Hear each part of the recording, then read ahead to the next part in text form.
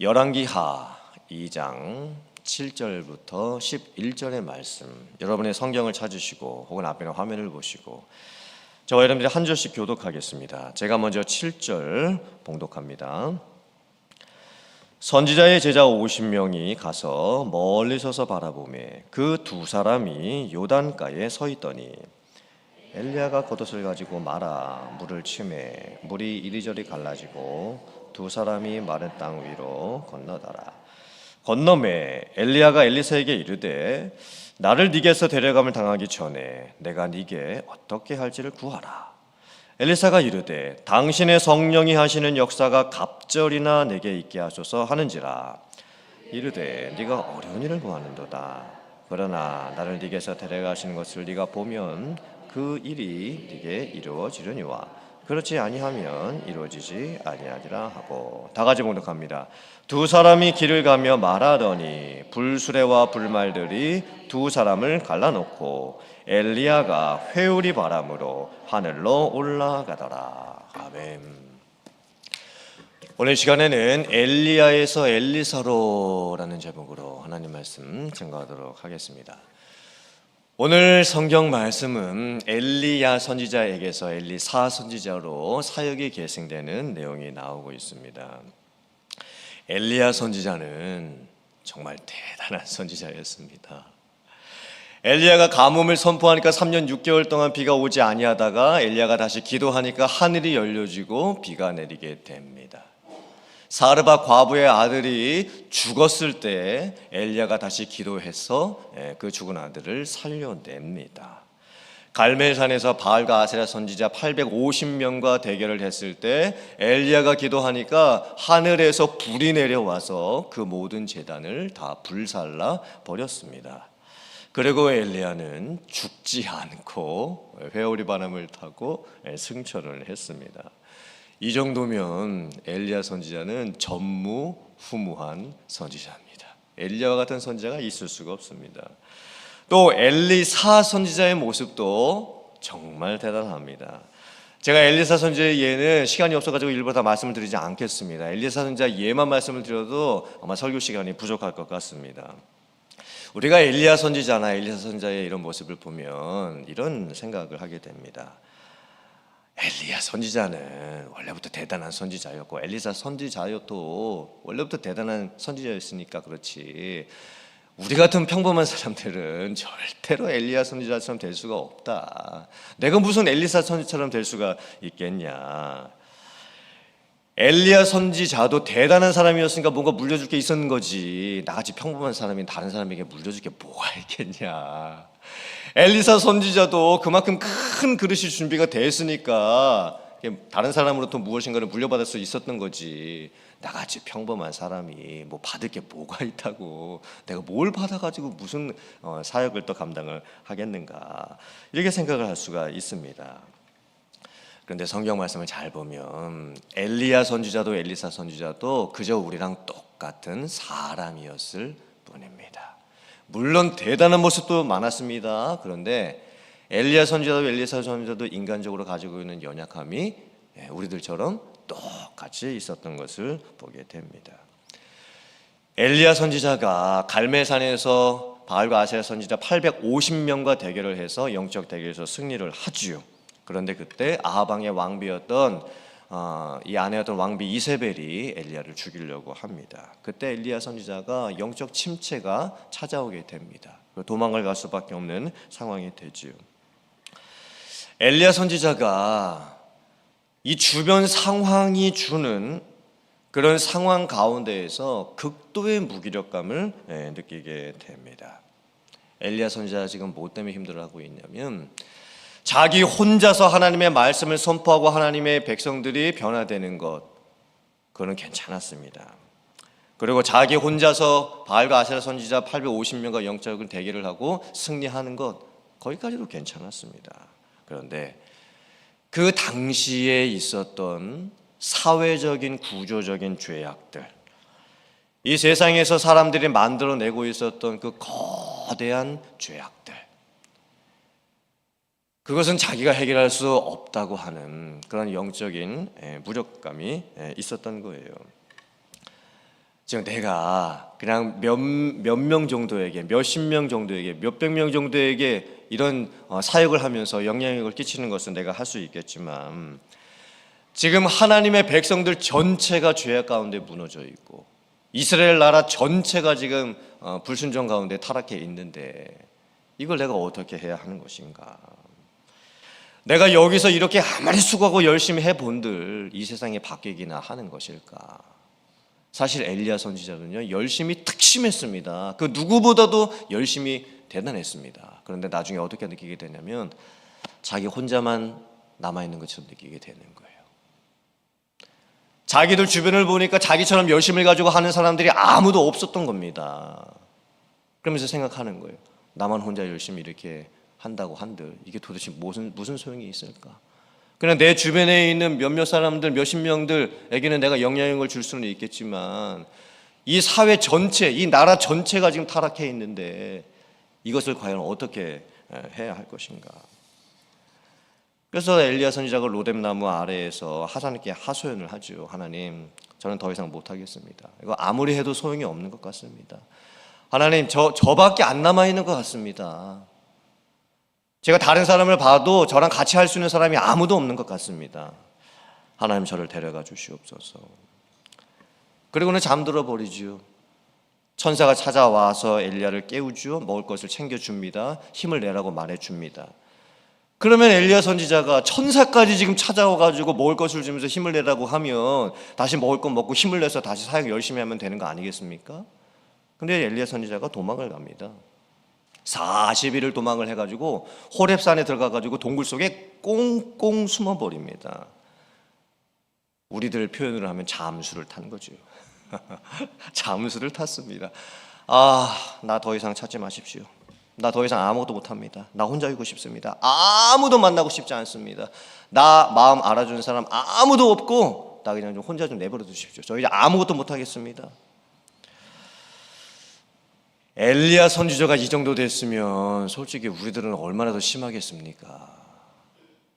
그리고 교회에서 어느 분들이 낙심을 하게 되냐면 신앙생활 하나도 열심히 안 하고 믿음생활 열심히 안 하는 분들이 낙심하는 거 아닙니다. 누구보다 열심히 신앙생활하고 누구보다 말씀 보고 있고 누구보다 기도생활 열심히 하고 있고 누구보다 헌신생활 열심히 하는 분들이 낙심을 하게 되는 거예요. 그래서 그런 낙심이 찾아올 때 엘리야 선지자도 낙심을 했었는데 내가 낙심하는 거 이거 당연한 거다. 그렇게 생각을 하고 우리들이 다시 힘을 낼 수 있어야 되는 겁니다. 베드로 잘 보세요. 자, 베드로가 예수님 오시는 거 보면서 배 타고 물 위를 가다가 그 물 위에 뛰어내렸죠. 그리고 걸어갔죠. 그러다가 이제 주변을 보니까 막 파도가 넘실넘실 되니까 물에 빠져버리고 맙니다. 근데 잘 보세요. 배 안에 남아있었던 제자들이 잘한 겁니까? 그래도 배 안에서 뛰어내려가지고 주님 만나고 싶어가지고 물을 걸어가다가 그리고 주변 상황 보고 어쩔 수 없이 이제 그런 상황 됐을 때 물에 빠지는 베드로가 잘한 겁니까? 대답 좀 해보세요. 누가 잘한 겁니까? 베드로가 잘한 겁니다. 물에 빠지기는 했지만 나머지 제자들 보세요. 그냥 배 안에 있었습니다. 그냥 배 안에 안정적인 그 배 안에 가만히 있었던 거예요. 근데 베드로는 달랐습니다. 예수님이 지금 물 위를 걸어오시니까 너무나 예수님이 반가웠습니다. 예수님의 능력 바라보니까 너무나 정말 대단해 보였던 겁니다. 그리고 생각 없이 그냥 뛰어내립니다. 왜냐하면 주님이 계시니까요. 주님이 보이시니까요. 그냥 뛰어내렸습니다. 그리고 자기도 물 위를 걸어갔습니다. 그런데 인간의 연약함이 찾아오죠. 주변을 바라보니까 지금 파도는 치고 있고 바람은 불고 있습니다. 그때 갑자기 인간적인 그런 낙심이 찾아오게 되고 그때 물에 빠지게 된 거예요. 그러나 베드로는 잘한 겁니다. 정말 잘한 겁니다. 누구보다 잘한 겁니다. 다른 제자들은요 아무도 바다 위에 뛰어내리지 않았어요. 그런 믿음도 없었던 겁니다. 근데 베드로는 믿음이 있었어요. 뛰어내렸습니다. 주님께 걸어갔습니다. 근데 가다가 보니까 어쩔 수 없지요. 인생이 찾아다 주는 이 세상을 살아갈 때 우리에게 찾아오는 그 고난, 어려움, 환경적인 그런 힘겨움, 그것 때문에 낙심하고 빠질 수밖에 없었던 거예요. 그런데 나중에 주님께서 뭐라고 하십니까? 베드로 찾아와 주시고 손을 내밀어 그의 손을 붙잡아 다시 세워주시는 거예요. 여러분이 베드로가 되셔야 돼요. 낙심은 누구나 할 수 있어요. 엘리야 선지자도 낙심했어요. 열심히 하다가 낙심했습니다. 열심히 안 하는 사람들은요, 낙심 자체가 없어요. 근데 열심히 하는 분들은요, 낙심이 찾아올 수밖에 없어요. 그때 다시 한번 베드로처럼 주님이 붙잡아주는 손 잡고 일어설 수 있는, 바다 위에 다시 설 수 있는 여러분들 되시기를 주님의 이름으로 축복합니다. 엘리사 선지자도 똑같았습니다. 엘리사 선지자는요, 인생 말년이 어땠냐면, 엘리사가 죽을 병이 들매 이스라엘의 왕 요아스가 그에게 내려와 그의 얼굴에 눈물을 흘리며 이르되 내 아버지여 내 아버지여 이스라엘의 병과 마병이여 하매 엘리사 선지자는 인생 말년에 죽을 병이 들었습니다. 몸이 너무 아파서 어떻게 할 수가 없는 그런 병이 든 거예요. 아무리 대단했던 엘리사 선지자도 그 인생 말년에 찾아오는 육신의 한계를 넘어설 수는 없었습니다. 몸이 아파서 더 이상은 사역을 할 수가 없는 그런 상황이 찾아온 거예요. 아니, 하나님도 너무하시는 거 아닙니까? 엘리사 선지자, 그렇게 하나님을 위해서 충성했던 선지자면 인생 말년 좀 편안하게 보내시게 해주시면 될 텐데 왜 죽을 병이 들게 하시는 겁니까? 엘리사 선지자가 인생 말년에 죽을 병이 들어가지고 또 왕까지 자기를 찾아와가지고 눈물까지 흘려주면서 엘리사 선지자님 이거 어떻게 하면 좋겠습니까? 선지자님이 이렇게 병들어서 죽을 병이 걸리게 되시는 이거 어떻게 하면 좋겠습니까? 얼마나 주변 사람들이 마음이 안타까우면 그렇게 눈물까지 흘려줬겠습니까? 우리들도 똑같죠. 엘리야 선지자처럼 영적 침체가 찾아올 수도 있고 엘리사 선지자처럼 죽을 병이 들어가지고 몸이 너무 아파가지고 더 이상 뭘 할 수가 없는 그런 상황이 찾아올 수도 있는 거예요. 그런데 야고보서 말씀을 보면 엘리야 선지자가 가지고 있었던 이 인간의 연약함을요 긍정적으로 해석을 합니다. 그리고 이게 우리들에게 상당히 큰 도전을 줍니다. 야고보서 5장 17절 말씀을 보면 엘리야는 우리와 성정이 같은 사람이로되 저가 비 오지 않기를 간절히 기도한즉 3년 6개월 동안 땅에 비가 아니 오고 다시 기도한즉 하늘이 열리고 비를 내었노라. 즉 엘리야 선지자가 우리하고 완전히 다른 사람이어서 그가 기도했을 때 그가 대단한 선지자였기 때문에 가뭄 있었다가 다시 기도하니까 하늘이 열리고 비가 내렸다는 뜻이 아닙니다. 엘리야 선지자도 우리랑 똑같은 인간이었다. 우리랑 성정을 가지고 있는 똑같은 사람이었을 뿐이다.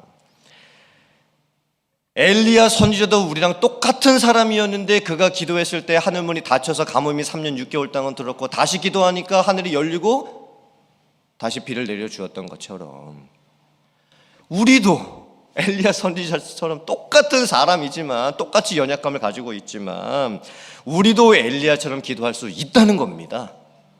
우리도 엘리야처럼 사역할 수 있다는 겁니다. 엘리야 선지자가 너무나 대단한 사람이어서 우리는 절대 엘리야 선지자를 못 따라간다가 아닙니다. 엘리야도 우리와 성정이 같은 사람이로되 엘리야도 우리랑 그냥 똑같은 사람이었을 뿐이에요. 연약감도 다 가지고 있었던 사람이었을 뿐입니다. 우리도 엘리야처럼 될 수가 있다는 거예요. 이 말씀은 우리도 엘리야처럼 기도하면 그 응답이 우리에게 있을 수 있다는 겁니다. 우리도 엘리야처럼 사역할 수 있다는 말씀인 거예요. 이게 얼마나 우리에게 큰 소망이 되는 말씀입니까? 그렇다면 엘리야도 우리랑 똑같은 사람일 뿐인데 어떻게 엘리야 선지자는 그렇게 능력 있는 사역을 감당을 했고 우리는 왜 지금 그렇게 하지 못하고 있는 걸까요? 엘리야 선지자에게는 무엇이 있었고 우리들에게는 무엇이 없는 걸까요? 지금 나에게 필요한 것은 무엇일까요? 무엇이 있어야 내가 지금 하나님께서 맡겨주신 사명들을 능력 있게 감당할 수 있는 걸까요? 자, 엘리야 선지자가 엘리사 선지자에게 이 사명을 계승을 해주는 상황을 보면 참 특별한 점이 몇 가지가 있습니다. 엘리야 선지자하고 엘리사 선지자하고 어떻게 처음 만나게 되냐면요, 하나님께서 엘리야 선지자에게 네가 엘리사에게 가서 기름을 부어서 너를 대신해서 이제부터 선지자가 되게 하라고 명령을 주십니다. 그때 엘리야 선지자가 엘리사를 찾아갑니다. 그때 엘리사는 뭐 하고 있었냐면요, 농사 짓고 있었어요. 너무나 지극히 평범하게 밭에서 소를 몰면서 밭을 갈고 있었습니다. 그때 엘리야 선지자가 엘리사 선지자 찾아가가지고 자기가 입고 있었던 옷을 던집니다. 이게 무슨 의미냐면요, 부르심입니다. 부르심. 나를 따라와라. 하나님이 너를 부르신다. 엘리야 선지자가 믿고 있었던 겉옷을 엘리사에게 던진 거예요. 그러자 엘리사 선지자가 자기가 이렇게 몰고 있었던 소를 그 자리에서 죽입니다. 그리고 그 소가 끌고 있었던 그 수레를 불태워가지고 동네 사람들에게 다 잔치를 베풀어서 먹여주고, 그리고 엘리야 선지자를 따라 나서게 됩니다. 엘리사 선지자 잘 보세요. 우리랑 똑같은 사람이었을 뿐입니다. 똑같이 일하면서 똑같이 비즈니스 하면서 살고 있었을 뿐이에요. 엘리사 선지자 뭐 대단한 사람 아니었습니다. 그냥 밭에서 이래야 이래 하면서 소를 몰면서 일을 하고 있었던 사람이에요. 전혀 대단한 모습이 없었습니다. 여기까지는 엘리사 선지자도 우리랑 똑같아요. 별다를 거 없습니다. 자, 그런데 그 이후에 엘리사 선지자가 계속해서 엘리야를 따라다닙니다. 여기도 보세요. 관계의 소중함이에요.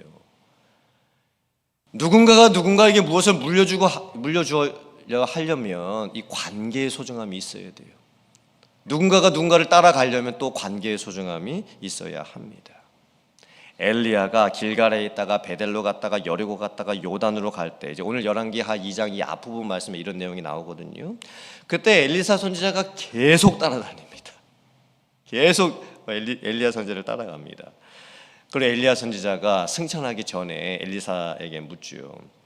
내가 너에게 어떻게 해주면 좋겠느냐. 내가 이제 하늘로 승천할 때가 다가오고 있는데 이제 시간이 별로 없는데 내가 너에게 무엇을 해주면 좋겠느냐, 이렇게 묻습니다. 그때 엘리사 선지자가 뭐라고 대답을 하죠? 뭐라고 질문을 하죠? 당신에게 있는 그 성령의 능력이 갑절 2배나 나에게 있기를 원합니다. 이게 대단히 중요한 부분입니다. 엘리야 선지자가 그렇게 능력 있게 하나님의 사명을 감당했었던 이유가 뭡니까? 성령이었습니다. 성령이 엘리야 선지자에게 함께했기 때문입니다. 엘리사 선지자도 분명히 알았습니다. 엘리야 선지자도 여러 가지 인간적인 연약함도 있고 부족함이 있지만 엘리사가 보니까 엘리야 선지자가 하는 그 모든 그 사역의 능력의 원천은 성령이라고 하는 것을 엘리사가 보고 알았던 거예요. 그래서 엘리야 선지자가 자기에게 내가 너에게 뭐 해주기를 원하냐고 했을 때 성령을 구했습니다. 성령을 달라고 구했습니다. 근데 몇 배를 구했을까요? 2배를 구했습니다. 이것도 참 대단한 거 아니겠습니까? 당신에게 있는 성령의 역사가 2배나 내게 있기를 원합니다. 그런데 엘리야 선지자가 뭐라고 대답을 해주냐면 네가 참 나에게 어려운 일을 구하는도다, 이렇게 얘기를 합니다. 이게 무슨 의미일까요? 내가 너에게 성령을 줄 수는 없다는 거예요. 내가 너에게 성령을 주고 싶지만 내가 성령을 줄 수는 없다. 네가 나에게 어려운 일을 구하는도다, 이렇게 말을 합니다. 그러나 하나님께서 나를 하늘로 승천시키시는 것을 네가 본다라고 한다면 하나님께서 너에게 그 성령의 능력을 갑절이나 허락해 주실 것이다. 이게 무슨 의미입니까? 엘리야도 알았어요. 자기에게 있는 인간적인 연약함, 부족함, 한계 다 알았어요. 근데 자기가 하나님의 일을 할 수 있었던 것은 하나님께서 내게 주시는 성령이라고 하는 것을 알았던 거예요. 그리고 엘리야 선지자도 지금 자기가 못하는 게 뭔지를 알고 있었습니다. 성령을 내가 너에게 줄 수는 없다. 이걸 이제 엘리야 선지자가 알았던 거예요. 성령을 주시는 것은 오직 하나님만이 하실 수가 있는 일이다. 사람이 하나님의 일을 할 수는 없습니다. 그러나 성령을 받은 사람은 하나님의 일을 할 수 있습니다. 그리고 사람의 능력으로는 하나님께서 나에게 맡겨주신 일을 절대 감당할 수 없습니다. 하지만 사람이지만 하나님께서 주시는 성령이 내게 역사해 주신다면 나는 하나님께서 맡겨주신 그 어떤 일도 해낼 수가 있는 것입니다. 그러므로 여러분께서 성령을 구하셔야 돼요.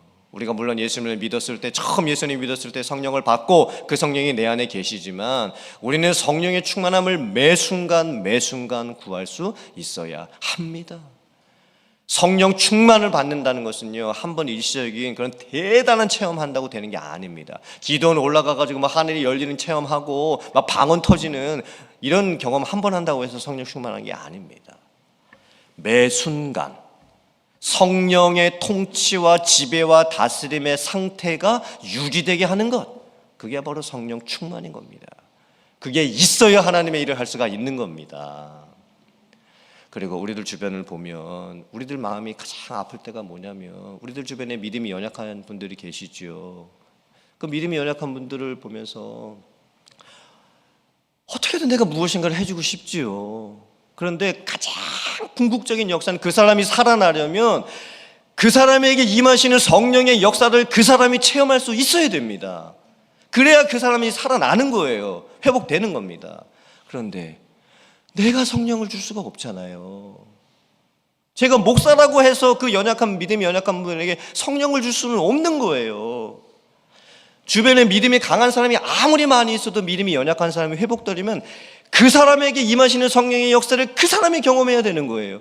근데 그것을 우리가 줄 수가 없어요, 성령을. 제가 줄 수만 있다면, 저에게 그런 능력이 있다고 한다면 제가 얼마든지 주고 싶습니다, 성령을. 근데 제가 못해요, 그걸. 여러분들도 그것 때문에 답답하신 거 아니겠습니까? 교회 안에 믿음이 연약한 성도들, 시험당하는 성도들, 그분들 보면서 안타까운 게 뭡니까? 제가 인간적으로 줄 수 있는 게 있다면 다 주겠습니다. 그래서 그 사람이 회복될 수 있다면 정말 다 주고 싶습니다. 그런데 그 사람이 회복되려면 필요한 것은 단 하나, 성령의 역사가 그 사람에게 임하는 거예요. 근데 그게 내 힘으로 못 주는 거예요. 내가 줄 수가 없어요, 성령을. 그래서 우리가 뭘 할 수 있어야 되겠습니까? 기도해야죠. 기도밖에는 답이 없습니다. 그 사람에게 하나님께서 성령을 부어주셔서 그 사람이 성령의 능력을 체험할 수 있게 하여 주시옵소서. 그래서 그 사람이 자기에게 부어지는 성령의 역사를 느끼고 체험하고 다시 한번 회복될 수 있게 도와주시옵소서. 우리는 기도해 줄 수밖에 없는 거예요. 그렇게 우리는 기도할 수 있어야 됩니다. 사역을 넘겨주는 사람도 성령 충만, 사역을 넘겨받는 사람도 성령 충만, 이것을 위해서 우리가 기도를 해야 되겠지요. 내가 누군가에게 무엇인가를 넘겨주고 싶다면 내가 죽는 그날까지 나는 성령 충만할 수 있어야 합니다. 내가 누군가로부터 무엇인가를 넘겨받아서 새로운 사역을 감당할 수 있게 되려면 내가 성령 충만할 수 있어야 하는 겁니다. 성령 충만한 사람이 다른 성령 충만한 사람에게 사역을 넘겨줄 수 있게 된다면 그게 바로 교회의 부흥인 줄 믿습니다. 교회 부흥은 다르게 일어나는 게 아닙니다. 내가 먼저 성령 충만하고 그 성령의 충만한 흘러가심이 다른 사람에게도 흘러가게 되는 것, 그리고 그 사람도 하나님이 부어주시는 성령의 역사를 나처럼 똑같이 체험하게 되는 것, 그것밖에는 답이 없는 겁니다. 뭐 다른 무슨 방법으로 교회가 부흥할 수 있겠습니까? 다른 무슨 방법으로 여러분이 살아나고 다른 사람이 살아날 수가 있겠습니까? 방법은 없습니다. 나도 기도해야 되고 다른 사람을 위해서도 기도해 줘야 되는 거예요. 성령의 역사밖에는 답이 없습니다. 이런 놀라운 성령의 역사들이 먼저는 여러분의 심령 가운데 일어날 수 있기를 주님의 이름으로 축원합니다. 온 교회가 정말 합심해서 기도해야 됩니다. 우리 교회에 성령의 역사가 있게 하여 주시옵소서. 그 성령의 역사를 우리 교회에 속해 있는 모든 사람들이 체험할 수 있게 하여 주시옵소서. 그건 하나님만이 하실 수 있는 거예요. 그러니 우리가 기도할 수밖에 없는 거죠. 내가 할 수 있으면은 그냥 내가 하면 되는 겁니다, 내 힘으로. 근데 그것은 우리가 할 수가 없어요. 오직 하나님만이 하실 수 있는 거예요. 그래서 우리는 기도해야 되는 거예요. 그래서 특세를 하는 겁니다. 오늘 이 특세 시간을 통해서 정말 하나님께서 부어주시는 놀라운 성령의 역사가 여러분의 메마른 심령, 간절한 심령 가운데 충만하게 임할 수 있기를 주님의 이름으로 축복합니다. 그리고 능력의 역사를 다른 사람에게 흘려보내시고 온 교회가 정말 성령의 역사가 일어나는 교회가 될 수 있도록 함께 기도할 수 있는 우리들이 되어야 될 줄 믿습니다.